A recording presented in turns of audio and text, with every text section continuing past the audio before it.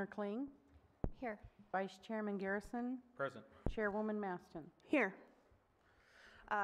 Brief reminder to our commissioners this evening, please speak directly into your mics very close so that everybody who is watching online can hear us. And for the next order of business, we have to approve the minutes from our previous meeting on March 21st, 2022. Do any of the commissioners have any corrections or additions? All right. I'll entertain a motion. Move to approve as presented. Do I have a second? Second. All right. All in favor? Aye. Aye.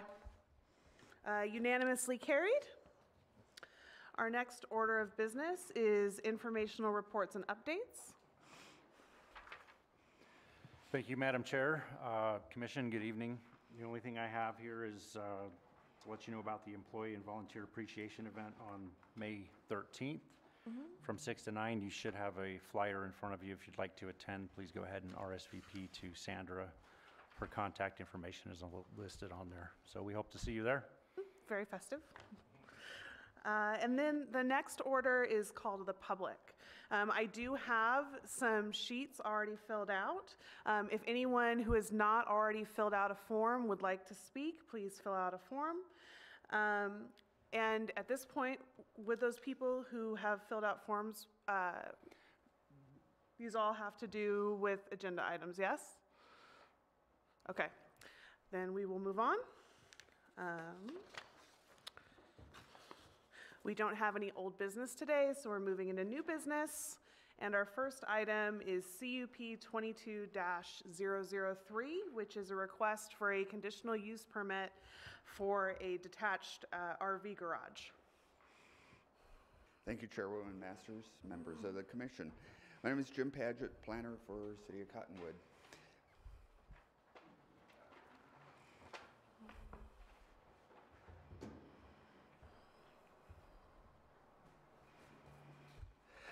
So what we have tonight is a conditional use permit request that would allow a 20-foot high detached RV garage. This is in the Quail Canyon subdivision. The owner is John and Sherry Kerr, and the zoning is PAD. The request, as I stated, is for a 20-foot high RV garage. By code as written, 16-foot would be permitted by right, or if it were attached to the residence, could be the height limit that the code would allow is 35 feet. This is a detached garage, so it falls under the detached accessory buildings. So on the site plan, the early site plan showed the RV garage attached to the house. Plans changed and it was detached from the house. And it's located just a little bit to the south and to the west of where the dwelling would be constructed. Grading is going on the property now. Little architectural rendering of the building. They've chosen sort of a green shade to go along with the project, and this has been approved by the HOA. Landscape plan they submitted for some enhanced landscaping around the garage. Roof tiles will be a clay tile. And some of the scenes, it's a large lot subdivision. This is a scene looking to the east and looking to the northeast, to the south, and to the southwest. So you can, in a couple of these pictures, see some rooftops and some farther away homes, so the additional 4 feet in height would not impact because of the terrain and the distance to other dwellings. So that's all that I have. The applicant, John Kerr, is here this evening. I think there are some other people from the HOA as well in support of the height extension. So that's all I have for my comments. Thank you, Mr. Padgett. Do any of the commissioners have any questions for staff? Why do we have a 16-foot limitation when 35 foot is allowed on a primary? I mean, So I get it, I get it. You don't want, you know, you don't want this sore thumb sticking up in the middle of a plateau of single-story homes. But when what gravitates to that area is gonna be pushing the threshold of 2-story, 2.5-story. It just seems like a tremendous waste of your time and ours to be approving a structure. And so, you know, I built a structure on my property and was not allowed to go through a conditional use process. I had to build the structure according to the code, and I was only allowed 11-foot door. Well, that won't work in today's world of RVs. You can't, everything's pushing 13 foot as your maximum height. So I basically have a really nice big barn in the back of my yard that I can't put my RV in because I wasn't allowed to go up that extra 2 feet on the roof line to meet that 16-foot code. And back then, I wasn't even allowed to go through a process to adjust that. So it just seems like this is an outdated code, and we need to either amend it to a greater height or put a stipulation in to say not to exceed the existing structure or the proposed structure of that site, so that at least you know it's not going to cause any more damage to a view shed than whatever structure goes onto the property either before or after it. It works, just as you're saying, on the larger lots. The problem we encounter would be on the smaller, 7 or smaller square footage parcels that the height should be, we look at that more on a case-by-case basis. But yes, the larger lot subdivisions, you're absolutely correct. Thank you. All right. So no other questions from the commissioners? No. It was a good one. Okay. Thank you so much. Do we think that we have any questions for the applicant? No? All right. Would anyone like to make some comments besides Vice Chair Garrison? I guess that was a comment. For what it's worth, I agree with you. I think that also, in addition, the neighbors probably much prefer a nice garage to seeing an RV loose on the property. So in general, I think allowing this is really to the benefit of the neighborhood. We do have a couple of people here specifically regarding this item. The first is a Michael Duvernay. Would you like to come to the mic, Mr. Duvernay? Please introduce yourself for the audience and speak into the microphone so that we can hear you. Okay. Michael Duvernay, resident of HOA, HOA president for Quail Canyon. I've gone through this process with my RV structure that's on the property at this point. And the only thing I would like to bring up is to question as to why we've had a lot of conversation about increasing the height like you've talked about. And is that something that the council is going to pursue? And to implement this, so every time we've got a lot of RV structures that are intentionally going to go into this facility, and we'd like to avoid this process if possible.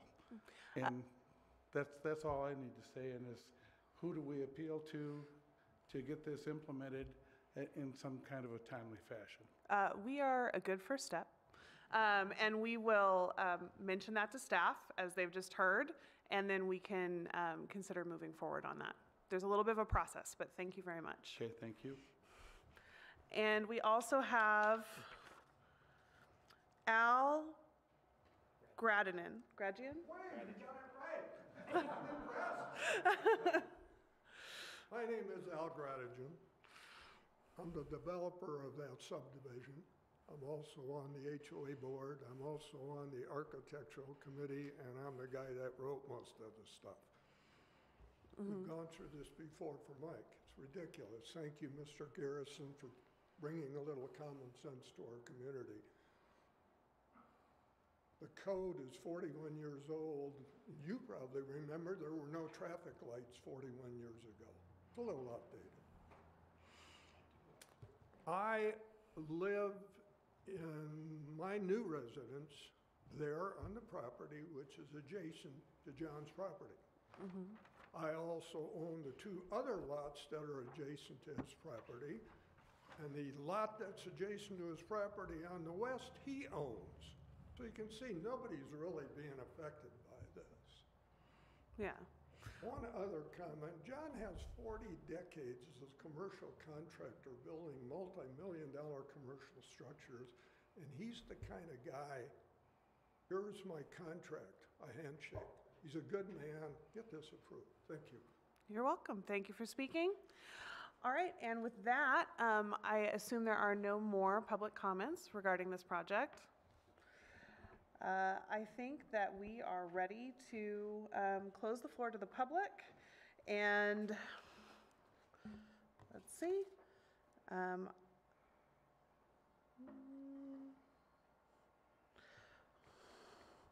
We've skipped some steps, so let me catch up in my notes. Well, honestly, I think we're ready to entertain a motion. I can make a motion. I move to approve CUP 22-003 to allow the construction of a detached RV garage of 20 feet to exceed the allowable height requirements at 1275 East Oriole Court, subject to the following stipulations. The project is developed in conformance with the development plans as approved at the Planning and Zoning Commission at the April 18, 2022 meeting. And number 2, a certificate of zoning compliance documenting the completion of conditions shall be issued prior to issuance of a C of O. And I heard no other stipulations. Nope, that's it. Do I have a second? I'll second. Thank you, Commissioner Kling. Roll call vote, please. Commissioner Pels? I approve. Commissioner Glasscott? I approve. Commissioner Kling? I approve. Vice Chairman Garrison? Aye. Chairwoman Maston? Aye. All right, unanimously carried. You are approved for the RV garage. Let me see. All right, next up, we have Z17-003, Merkin Vineyards Pizzeria, formerly Galileo 33. Thank you, Madam Chair, Commission. As you mentioned, this is a Merkin Vineyard Extension to continue the PAD rezone. Located along Verde Heights Drive, basically right behind this building we're in here. I'm sure you've all been by there and seen it, actively under construction right now. It is now one parcel, a little over 7 acres. They did combine 2 from the very original. They changed the zone to PAD in 2017 with a 2-year development requirement put on that. In 2019, there was an extension granted because they didn't hit that deadline, as well as design review by the Planning Commission. That was for a 3-year extension, which expires this coming June. So as you can tell, they're still up there building. It's not going to be completed, so they're back asking for another extension. It will consist of a vineyard, winery, restaurant, a pocket park down here on the corner of Pima and Verde Heights. The winery is anticipated to be operational by this summer, not open to the public, but just for their internal production. Sidewalk and landscaping along Verde Heights to be completed by August. And the rest of the project, obviously, as they're ongoing, ultimate completion is December 31st of 2023. So that's what they're asking for on this extension. There's the site plan. This is all from the original design review approval back in 2019, showing various layouts there. Parking entrance up here on Verde Heights, parking lot, restaurants down this way. Pocket park is down here, and they'll have a lift to bring people up the hill there. Another rendering of the restaurant area and the lift. And then these are the elevations that were submitted that the commission in 2019 looked at.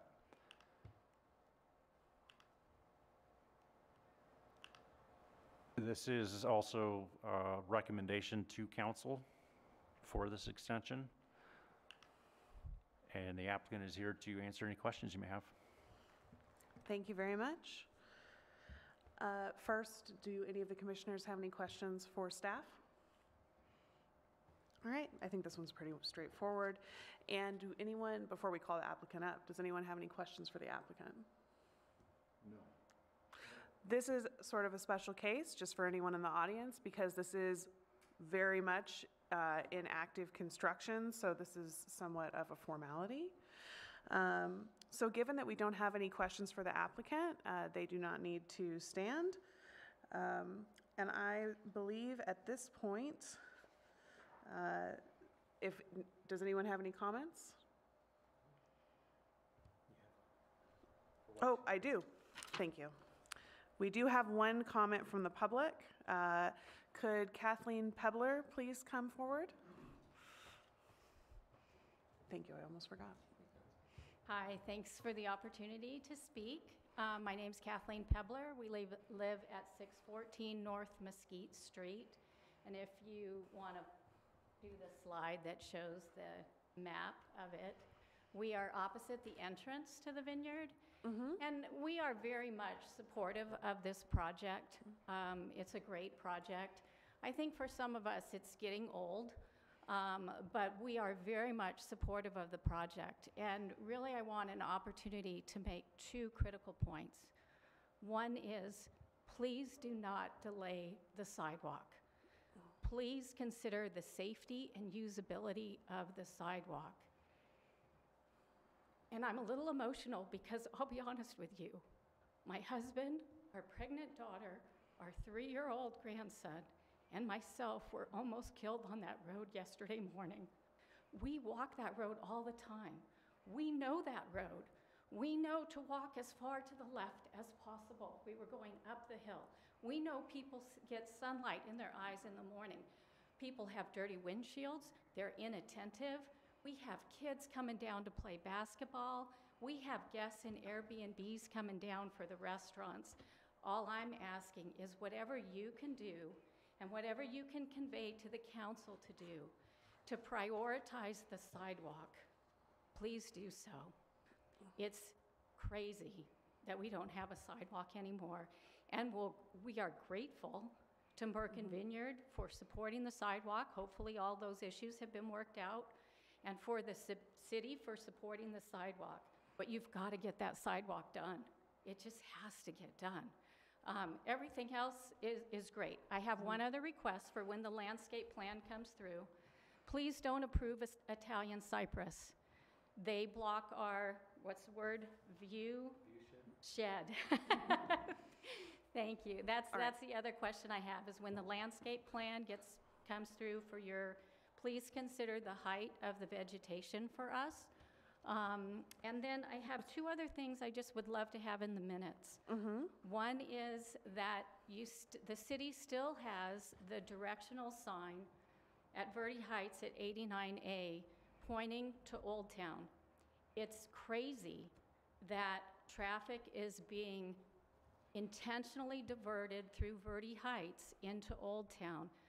Please look for opportunities to put the blue signs, similar to how you have like for Cork and Ketch, at Mingus and 89, to put signage in for Old Town at the Circle, at Willard and Mingus, and please consider a stop sign here where Willard meets Main Street. I think like this whole section of the community would love to see that stop sign. Something's got to give there at the T intersection. Other than that, super supportive. I want to pass on a thanks to all the contractors who keep safety in mind. We have huge trucks coming in. They've done a very good job, very courteous, very conscious of us on the road. And I'd like to pass that message on also. I'm not sure who the representative, yes, you look familiar. But that's all I have. Thank you very much, Ms. Pebbler. It's my fault for not telling you about your minute limit. Can I give this to you? Yes, you can.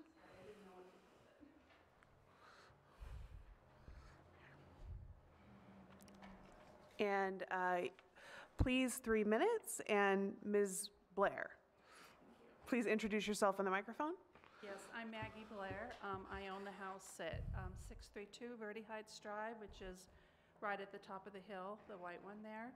And I would like to second the sidewalk issue. It is very heavily traffic pedestrian-wise, and as I understand it, it's only scheduled to go up to the entrance to the winery, and I would suggest finding a way to make it safe all the way up to the top to connect to the existing sidewalk on Verde Heights Drive, just to keep everybody safe. And another, it's just safety issue. We're getting more and more traffic down that street, and as the city grows, and when this becomes viable, I think there will be a lot more traffic. And just to back out of my driveway, I look and there's nobody there. And then I get out into the road and somebody comes screaming around that corner.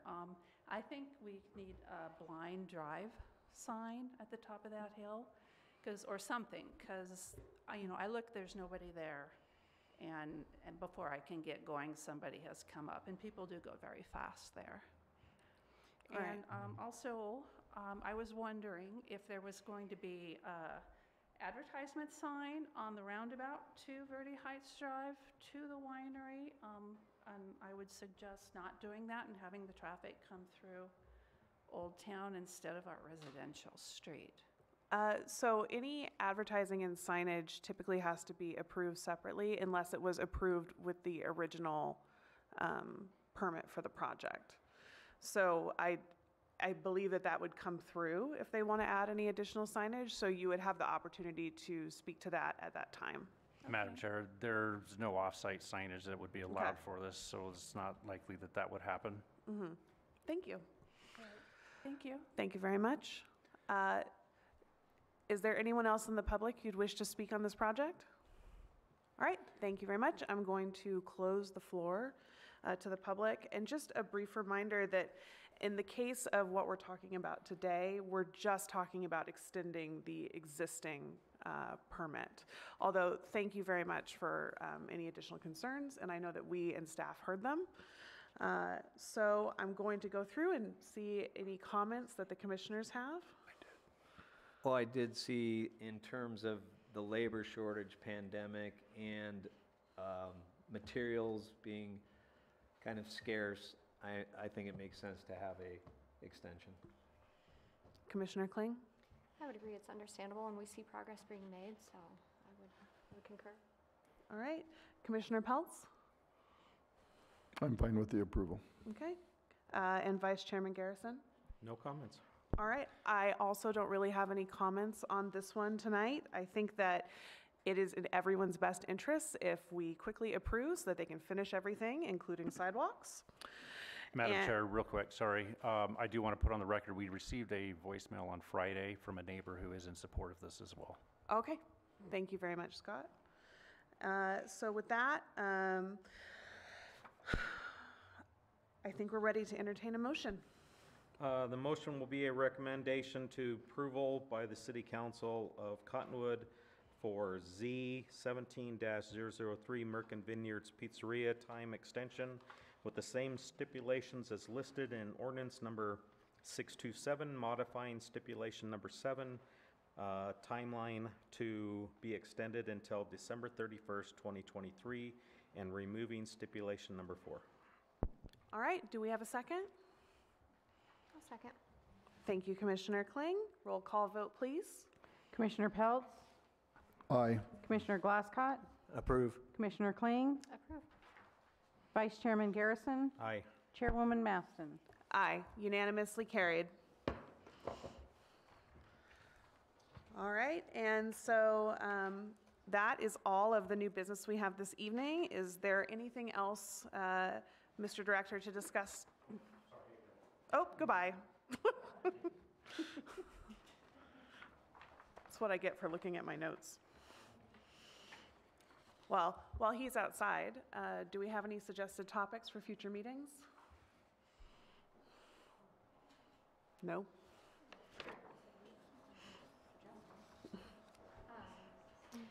So, Into your mic.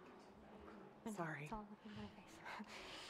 So I caught a clip of the council meeting, I guess it was April's, and there was a snippet about a 3D printing project potentially and some other affordable housing. Do we know when or if or when we'll see that come through here?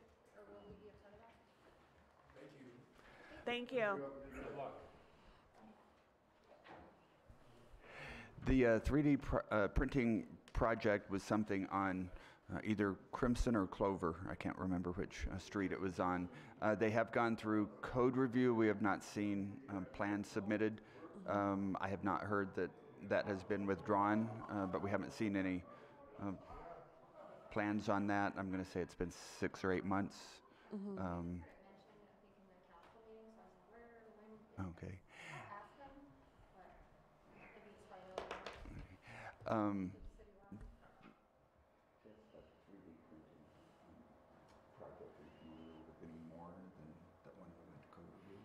No, is the meeting adjourned?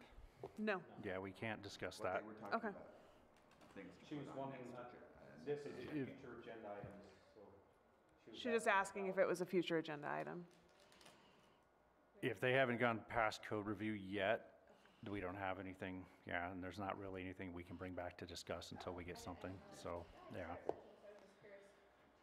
Sorry about that, but. No problem. See, you walk out for 1 minute. All right, so with that, I believe that we have covered everything necessary in this meeting. I make a motion to adjourn. Can I get a second? I second. All right, all in favor? Aye. Aye. That was